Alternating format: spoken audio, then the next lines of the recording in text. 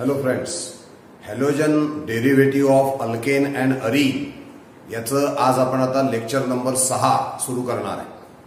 आपण lecture number 5 मध्ये methods of preparation of alkyl halide मध्ये सेकंड मेथड ऑफ प्रिपरेशन लक्षात घ्यायला सुरुवात केली होती.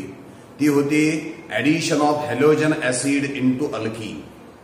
पुढे आपण म्हटलं होतं की अल्कीनचे दोन प्रकार आहे, एक सिमेट्रिकल अल्कीन आणि एक unsymmetrical alkyne. Symmetrical alkene when reacts with a hydrogen halide, then we get single product. Here addition takes place into double bond so that the double bond gets converted into single bond and we get only one product. Symmetrical alkene जेव्हा halogen acid सोबत react होतो तेव्हा आपल्याला एकच product मिळत होतो. दुसरा भाग आपण घेतला होता unsymmetrical alkyne. Unsymmetrical alkyne when reacts with a halogen acid, then we get two types of product according to Markovnikov rule. One is major product and other is minor product. जी काल last पिरियडला आपण जी reaction बघितली होती ती reaction मी या ठिकाणी मुद्दामून repeat केली. Addition of halogen acid to unsymmetrical alkene. This is propylene which is an unsymmetrical alkene. It when reacts with the HBr. आता हा HBr अनसिमेट्रिकल रिएजंट आहे, हा अनसिमेट्रिकल अल्कीन आहे. ज्या वेळेला अनसिमेट्रिकल रिएजंट हा अनसिमेट्रिकल अल्कीन मध्ये ऍड होतो त्यावेळेला मार्कोनिकॉव्ह रूल नुसार ही ऍडिशन झाल्याचं आपल्याला दिसतं. लास्ट पिरियडला आपण मार्कोनिकॉव्ह रूलचे दोन प्रकार लक्षामध्ये घेतले होते. दोन पद्धतीने आपण मार्कोनिकॉव्ह रूल लक्षामध्ये घेतला होता. पहिला प्रकार त्याच्यामध्ये होता when unsymmetrical reagent is added to unsymmetrical alkene, then negative part of the adding reagent goes to that carbon atom having less number of hydrogen atom. याला अजून एका पद्धतीने मांडल्या जाऊ शकतं आणि ती जी पद्धती आहे ती आहे when the unsymmetrical reagent is added to unsymmetrical alkene, then negative part goes to that carbon atom which is more substituted. या ठिकाणी या कार्बनला 2 हायड्रोजन आहे म्हणजे या कार्बन पाशी सबस्टिट्यूशन झालेलं नाही. या कार्बनला 1 हायड्रोजन आहे तर 1 हायड्रोजन त्याचा या मिथिल ग्रुपने सबस्टिट्यूट झालाय म्हणजे this carbon is more substituted, this carbon having less number of hydrogen atom आणि त्यामुळे हा जो Br मायनस आहे हा या ठिकाणी ऍड झाल्याचं दिसतं असं आपल्याला कोण सांगतं? मार्कोनिकॉव्ह रूल. आणि त्यामुळे आपल्याला हा ब्रोमीन जर का याला लागला तर हायड्रोजन याला लागेल, डबल बॉन्डचा होईल single bond CH3 CHBr CH3 CH3 CHBr CH3 2-bromopropane is obtained as a major product which is 80%. तर त्याच वेळेला हा Br मायनस काही प्रमाणात या CH2 ला पण लागतो आणि आपल्याला मिळतो N-propyl bromide which is a minor product which is only 20%. जो फक्त 20% मिळाल्याचं आपल्याला दिसतं. हे आहे according to Markovnikov rule. Addition of halogen acid to unsymmetrical alkene according to Markovnikov's rule we get two product, one is major and other is minor. आता तीच reaction आपण लक्षामध्ये घेणार आहोत. बघा इथे पण प्रोटीन आहे, इथे पण प्रोटीन घेतला. HBr सोबत रिएक्शन वरती घेतली आहे, खाली सुद्धा HBr सोबतच रिएक्शन आहे. फक्त आपण आता एक काम करणार आहे की ही जी रिएक्शन आहे this reaction now it is carried out in presence of peroxide. मग परऑक्साइड तुम्ही हायड्रोजन परऑक्साइड घेऊ शकता, सोडियम परऑक्साइड घेऊ शकता, बेन्झॉइल परऑक्साइड घेऊ शकता. इव्हन ही रिएक्शन तुम्ही ऑक्सिजनच्या प्रेझेन्स मध्ये सुद्धा करू शकता. when propene reacts with HBr in presence of peroxide, अशा वेळेला एक्झॅक्टली याच्या विरुद्ध रिएक्शन झाल्याचं आपल्याला दिसतं. म्हणजे काय तर इथे आपल्याला मिळाला होता 2-bromopropane as a major product आणि 1-bromopropane as a minor product. तर या ठिकाणी प्रॉडक्ट तेच असतात पण 1-bromopropane हा मेजर प्रॉडक्ट होतो आणि 2-bromopropane हा मायनर प्रॉडक्ट म्हणून मिळाल्याचं आपल्याला लक्षामध्ये येतं. काय होतं रिएक्शन मध्ये? Protein when reacts with the HBr in presence of peroxide, then the Br minus goes to that carbon atom having more number of hydrogen atom or goes to that carbon atom which is less substituted and thus Br minus याला लागेल, hydrogen याला लागेल, double bond होईल single bond CH3 CH2 single bond CH2Br म्हणजेच 1 bromopropane is obtained as a major product जो असेल 80%. आणि काही प्रमाणामध्ये आता Br मायनस याला सुद्धा अटॅच झाल्याचं दिसेल तर 2 bromopropane is obtained as a minor product जो फक्त 20% मिळाल्याचं आपल्याला दिसेल. म्हणजे काय होतं एकंदरीत मार्कोनिकॉफ रूलनुसार तीच रिॲक्शन जर का झाली तर 2 ब्रोमोप्रोपेन हा मेजर प्रॉडक्ट आहे आणि जर का पेरॉक्साईडच्या प्रेझेन्स मध्ये तीच रिॲक्शन जर का केली तर 2 ब्रोमोप्रोपेन हा मायनर, उलट 1 ब्रोमोप्रोपेन हा मेजर प्रॉडक्ट मिळाल्याचं दिसतं. म्हणजेच पेरॉक्साईडच्या प्रेझेन्स मध्ये मार्कोनिकॉफ रूलच्या विरुद्ध काम होत आहे म्हणून आपण त्याला म्हणू शकतो अँटी मार्कोनिकॉफ रूल असा शब्दप्रयोग वापरला जाऊ शकतो. या रिॲक्शनचा अभ्यास 2 सायंटिस्टनी केला. एक आहे खराश आणि दुसरा आहे मायो.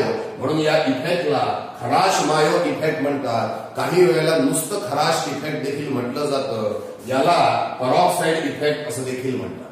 काय रिॲक्शन घेतली बघा. Propene when reacts with HBr in presence of hydrogen peroxide or sodium peroxide or benzoyl peroxide or even in presence of oxygen, then we get 1 bromopropane as a major product and 2 bromopropane as a minor product. This is called as peroxide effect. This is also called as Kharash-Mayo effect. And as it works against Markovnikov's rule, we can call it as anti-Markovnikov's rule. This is about the anti-Markovnikov's rule concept or peroxide concept. But it is found that the peroxide effect is observed only for HBr. आपण उदाहरण जे HBr इथं घेतलेलं आहे त्याच्याकरताच फक्त peroxide effect दिसून येतो. आपल्याला पेरॉक्साइड इफेक्ट हा HCl आणि HI साठी दिसून येत नाही. Peroxide effect is observed only for HBr and not for HCl and not for HI. या दोघांसाठीही पेरॉक्साइड इफेक्ट दिसणार नाही. म्हणजे जर का आपण इथे HCl वापरला असता किंवा HI वापरला असता आणि जर का इथे पेरॉक्साइड घेतला असता तरी सुद्धा ऍडिशन झाली असती मार्कोनिकॉफ रूलनुसारच. म्हणजे peroxide effect is not observe in case of HCl and HI. In that cases, Markovnikov's rule is applicable and not the peroxide effect, but peroxide effect is observed only for HBr. Now, what is the reason behind this? कि peroxide effect हा फक्त HBr लाच लागू पडतोय, HCl आणि HI ला का लागू पडत नाही याचं कारण आपल्याला आता लक्षामध्ये घ्यायचं. बघा, HCl, HBr आणि HI हे 3 बॉन्ड इथे दिले आणि तिघांची बॉन्ड डिसोसिएशन एनर्जी दिली आहे. काय दिसतंय तुम्हाला तर HCl ची bond dissociation energy 103 kilo calorie आहे, HBr ची 87 किलो कॅलरी आहे, तर HI ची 71 किलो कॅलरी आहे. It means the bond dissociation energy of HCl is quite high and peroxide unable to break the HCl bond as its bond dissociation energy is high. काय लिहिलंय बघा आपण. Due to high bond dissociation energy of HCl, peroxide cannot break HCl bond. Peroxide हा HCl बॉन्डला break करू शकत नाही. म्हणजेच peroxide effect HCl मध्ये दिसणार नाही. HCl ची बॉन्ड डिसोसिएशन एनर्जी जास्त असल्यामुळे पेरॉक्साइड HCl बॉन्डला ब्रेक करू शकत नाही. म्हणून HCl मध्ये पेरॉक्साइड इफेक्ट दिसणार नाही. HCl च्या तुलनेत HBr ची बॉन्ड डिसोसिएशन एनर्जी फक्त 87 किलो कॅलरी आहे आणि त्यामुळे peroxide can break HBr bond. Peroxide हा HBr बॉन्ड ब्रेक करू शकतो आणि त्यामुळे peroxide effect is observe in case of HBr. मग आता प्रश्न मनात पडेल की ठीक आहे HCl ची बॉन्ड डिसोसिएशन एनर्जी जास्त आहे म्हणून HCl मध्ये पेरॉक्साइड इफेक्ट नाही. HBr ची बॉन्ड डिसोसिएशन एनर्जी कमी आहे म्हणून HBr मध्ये पेरॉक्साइड इफेक्ट आहे. But what about HI? HI ची तर बॉन्ड डिसोसिएशन एनर्जी HBr पेक्षाही कमी आहे.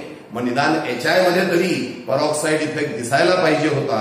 मग काय प्रॉब्लेम आहे की HI मध्ये पेरॉक्साइड इफेक्ट दिसत नाही. लक्षात घ्या. As the bond dissociation energy of HI is less, it is only 71 kilocalorie. Peroxide can break HI bond.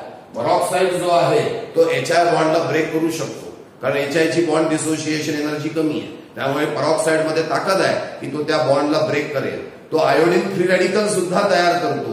But the problem is that this iodine free radical instead of attacking on alkene combines with another iodine free radical and forms the I2 molecule. बघा अडचण काय, HI ची bond dissociation energy कमी आहे. peroxide HI बॉन्डला break करतो. तो iodine free radical सुद्धा तयार करतो. पण हा आयोडीन फ्री रॅडिकल दुसऱ्या आयोडीन फ्री रॅडिकल सोबत कंबाईन होऊन I2 मॉलिक्यूल आपल्याला देतो आणि तो अल्किनवर मात्र अटॅक करत नाही. आणि म्हणून ना HI मध्ये आपल्याला peroxide इफेक्ट दिसत, ना HCl मध्ये peroxide इफेक्ट दिसत. अर्थात दोघांची कारण वेगवेगळे. HCl मध्ये न दिसण्याचं कारण काय सांगाल की बॉन्ड डिसोसिएशन एनर्जी खूप जास्त आहे आणि म्हणून peroxide HCl बॉन्डला ब्रेक करू शकत नाही. HI च्या बाबतीत काय सांगाल की बॉन्ड डिसोसिएशन एनर्जी जरी कमी असली, जरी आयोडीन फ्री रॅडिकल तयार होत असला तरी सुद्धा हा आयोडीन फ्री रॅडिकल अल्किनवर अटॅक करण्याच्या ऐवजी दुसऱ्या आयोडीन फ्री रॅडिकल सोबत कंबाईन होऊन I2 म्हणून बाजूला पडून जातो. म्हणून HCl मध्ये पण peroxide इफेक्ट दिसत नाही, HI मध्ये पण peroxide इफेक्ट दिसत नाही. तर peroxide इफेक्ट हा आपल्याला फक्त HBr मध्येच दिसल्याचं दिसून येतं. काय कन्सेप्ट दिली आहे बघा, जेव्हा आपण प्रोटीनची रिएक्शन HBr सोबत घेतली तेव्हा मार्कोनिकॉव्स रूल नुसार आपल्याला 2-ब्रोमोप्रोपेन हा मेजर प्रॉडक्ट मिळाला. हीच रिएक्शन जर का peroxideच्या प्रेझेन्स मध्ये घेतली तर मात्र 1-ब्रोमोप्रोपेन हा मेजर प्रॉडक्ट मिळाला. पुढे सांगितलं की peroxide इफेक्ट हा यालाच खराश मायो इफेक्ट किंवा अँटी मार्कोनिकॉव्स रूल म्हणतात.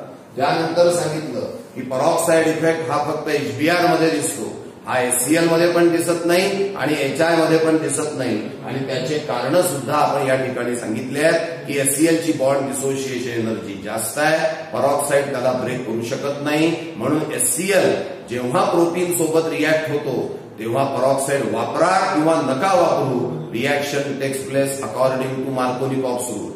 HI च्या बाबतीत बॉन्ड डिसोसिएशन एनर्जी जरी कमी असली, आयोडीन फ्री रॅडिकल जरी तयार होत असला तरी तो आयोडीन फ्री रॅडिकल दुसऱ्या आयोडीन फ्री रॅडिकल सोबत कंबाईन होऊन I2 म्हणून निघून जातो. अल्किनवर तो अटॅक करत नाही. याचा अर्थ HI च्या बाबतीमध्ये सुद्धा तुम्ही peroxide वापरा किंवा नका वापरू, तिथे मार्कोनिकॉव्स रूल नुसारच रिॲक्शन झाल्याचं दिसेल. म्हणजे peroxide effect is observe only for addition of halogen acid to alkene. यामध्ये आपण आता बघितलं की सिमेट्रिकल अल्कीन असताना एकच प्रॉडक्ट मिळतोय, अनसिमेट्रिकल अल्कीन असताना 2 प्रॉडक्ट मिळतात, मेजर आणि मायनर. बरं, अनसिमेट्रिकल अल्कीनची हॅलोजन ऍसिड सोबत जेव्हा आपण peroxideच्या प्रेझेन्स मध्ये रिॲक्शन घेतो तेव्हा मार्कोनिकॉव्स रूलच्या विरुद्ध रिॲक्शन झाल्याचं आपल्याला दिसतं. म्हणून तर त्या peroxide इफेक्टला आपण अँटी मार्कोनिकॉव्स रूल आणि खराश मायो इफेक्ट असं आपण म्हटलेलं होतं. अर्थात फक्त peroxide इफेक्ट हा HBr करताच दिसतोय, HCl आणि HI करता मात्र दिसत नाही. याच रिॲक्शनचे अजून काही एक्स्ट्रा पॉइंट्स जे आहेत हे एक्स्ट्रा पॉइंट्स आपल्याला या ठिकाणी आता लक्षामध्ये घ्यायचे. कोणकोणते आहेत? सगळ्यात पहिले या ठिकाणी आपण आयसोब्युटिलीन घेतलेला आहे. आता आयसोब्युटिलीन व्हेन रिॲक्ट्स विथ HBr, आयसोब्युटिलीन हा unsymmetrical alkyne. This isobutylene which is an unsymmetrical alkene when reacts with the HBr. तर 2 पद्धतीने आपण रिॲक्शन बघणार. एकदा आपण मार्कोनिकॉव्स रूल नुसार बघू आणि दुसऱ्या वेळेला peroxideचा उपयोग करून अँटी मार्कोनिकॉव्स रूल नुसार बघू. तर बघा, आयसोब्युटिलीन व्हेन रिॲक्ट्स विथ HBr तर काय होईल? Negative part goes to that carbon atom which is more substituted. बघा, या कार्बनला 2 CH3 आहे म्हणजे हा मोर सबस्टिट्यूटेड आहे, having less number of hydrogen atom आहे. म्हणून negative part goes to that carbon atom having less number of hydrogen atom किंवा which is more substituted and it is obtain as a major product. म्हणजे bromine लागेल याला, या double बॉन्डचा होईल single bond आणि हा हायड्रोजन याला ऍड झाला म्हणजे CH2 चा होईल CH3 आणि आपल्याला प्रॉडक्ट मिळेल CH3, CH3, CH3 आणि Br म्हणजे tertiary butyl bromide. It is obtain as a major product. So 80% आपल्याला मिळणार आहे. आणि जो यामध्ये आयसोब्युटिल ब्रोमाइड सुद्धा आपल्याला मिळतो पण तो मायनर प्रॉडक्ट असतो 20%. तुम्ही इथे लिहिलेलं नाही. सध्या आपण फक्त मेजर प्रॉडक्ट लिहितो. बघा, Isobutylene when reacts with HBr, then we get tertiary butyl bromide as a major product 80% according to Markovnikov rule. आता हीच रिएक्शन आपण परऑक्साइडच्या प्रेझेन्स मध्ये करणार. परऑक्साइडच्या प्रेझेन्स मध्ये जेव्हा रिएक्शन आपण करतो तेव्हा Br मायनस हा या कार्बनला म्हणजे लेस सबस्टिट्यूटेड कार्बनला गेल्याचं दिसतं. Br मायनस अशा कार्बनला अटॅच होतो having more number of hydrogen atom, having more number of hydrogen atom. And then according to anti-Markovnikov's rule, the isobutyl bromide now obtained as a major product. Reactant तोच, reagent तोच, फक्त condition बदलली. पहिल्या वेळेला peroxide वापरला नाही, दुसऱ्या वेळेला परऑक्साइड वापरला. जेव्हा परऑक्साइड वापरला नाही तेव्हा रिएक्शन झाली मार्कोनिकॉव्स रूल नुसार आणि टर्शरी ब्युटिल ब्रोमाइड हा मेजर प्रॉडक्ट मिळाला. तर परऑक्साइड जेव्हा वापरला तेव्हा अँटी मार्कोनिकॉव्स रूल नुसार रिएक्शन झाली आणि आयसोब्युटिल ब्रोमाइड हा मेजर प्रॉडक्ट म्हणून मिळाल्याचं आपल्याला दिसून येतं. त्यामुळे परीक्षेमध्ये एमसीक्यू मध्ये खास करून हे लक्षात घ्यायचं की आयसोब्युटिलीन व्हेन रिएक्ट्स विथ HBr, जर का आपल्याला म्हटलं इन प्रेझेन्स ऑफ परऑक्साइड तर isobutyl bromide is obtain as a major product. In the absence of peroxide, reaction takes place according to Markovnikov's rule and tertiary butyl bromide is obtained as a major product. पहिला extra reaction आपण इथे लक्षामध्ये घेतली आहे. दुसरी extra reaction बघा. HBr ची आता आपण रिएक्शन करणार आहे ब्यूट टू इन, जो सिमेट्रिकल अल्कीन आहे, सिमेट्रिकल अल्कीन. आणि त्याच वेळेला ब्यूट 1 इन सोबत सुद्धा आपण बघणार आहे जो अनसिमेट्रिकल अल्कीन आहे. बघा, HBr when reacts with a symmetrical alkene that is but2in, then we get 2-bromobutane as a only one product. कारण सिमेट्रिकल अल्कीनची जेव्हा HBr सोबत रिएक्शन होते तेव्हा एकच प्रॉडक्ट मिळत असतो, तो 100% असतो. तो we get 2-bromobutane as only one product which is 100%. तो 100% एकमेव प्रॉडक्ट मिळणार. आता तेच जर का आपण ब्यूट 1 इंची HBr सोबत रिएक्शन घेतली तर तुम्हाला असं दिसेल वरती पण 2-bromobutane लिहिलंय, इथे पण 2-bromobutane लिहिलंय, पण फरक काय आहे बघा. इथे 2-bromobutane is obtain as only one product, 100% तोच मिळणार, दुसरा प्रॉडक्टच मिळणार नाही. तर ब्यूट 1 इन जो अनसिमेट्रिकल अल्कीन आहे तो जेव्हा HBr सोबत रिएक्शन करतो तेव्हा मार्कोनिकॉव्स रूल नुसार रिएक्शन होते आणि आपल्याला 2-bromobutane मिळतो, पण 100% नाही. किती percent? 80% as a major product. याचा अर्थ याच्या सोबत अजून एक 20% प्रॉडक्ट मिळणार आहे आणि तो प्रॉडक्ट आपल्याला लक्षामध्ये येईल की 1-bromobutane असणार आहे. बघा, but 2 ene when reacts with HBr we get only one product, 2-bromobutane 100%. But 1 in when reacts with HBr then we get 2-bromobutane, but 2-bromobutane is obtained as a major product which is 80%. Along with that we also get 1-bromobutane which is a minor product and its percentage is 20%. He second extra reaction आपण लक्षामध्ये घेतलेली आहे. तिसरी extra reaction अतिशय महत्वाची, हा आपण घेतलेला आहे पेंट 2 इन. पुन्हा आहे पेंट 2 इन. पेंट 2 इन ची आपण HBr सोबत रिएक्शन घेणार. आता हा जो अल्कीन आहे अनसिमेट्रिकल अल्कीन, पण या अनसिमेट्रिकल अल्कीन मध्ये आता आपल्याला मार्कोनिकॉव्स रूल लावताना त्रास होणार आहे. कारण मार्कोनिकॉव्स रूलचं पहिलं स्टेटमेंट काय आहे? Negative part goes to that carbon atom having less number of hydrogen atom. हा डबल बॉन्डेड कार्बन आहे, याला एक हायड्रोजन आहे.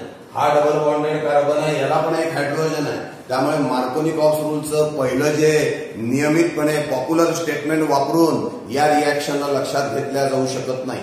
उलट मार्कोनिकॉव्स रूलचं दुसरं स्टेटमेंट इथे आपल्याला लक्षात घ्यावं लागेल की negative part goes to that carbon atom which is more substituted और which is substituted by larger alkene group. बघा, या ठिकाणी या कार्बनला मिथिल ग्रुपने सबस्टिट्यूट केलेला आहे, इथे या कार्बन पाशी इथिल ग्रुपने सबस्टिट्यूट केलेला आहे. म्हणजे या साईडला आहे लार्जर अल्कीन ग्रुप, या साईडला आहे स्मॉलर अल्कीन ग्रुप.